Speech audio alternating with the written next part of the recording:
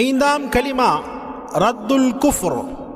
அல்லாஹும்ம இன்னி அஊது பிக மின் அன் உஷ்ரிக பிக ஷைஅன் வ அன அஅலமு வ அஸ்தக்ஃபிருக லிமா லா அஅலமு இன்னக அன்த அல்லாமுல் குயூப் துப்து அன்ஹு வ தபர்ரஅது அன் குல்லி தீனின் சிவா தீனில் இஸ்லாமி வ அஸ்லம்து வ ஆமன்து வ அகூலு லா இலாஹ இல்லல்லாஹ் முஹம்மதுர் ரசூலுல்லாஹ்.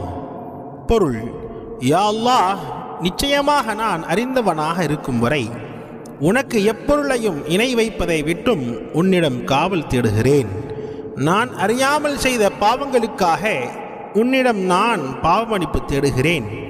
நிச்சயமாக நீயே மறைவானவற்றை நன்கறிந்தவன்.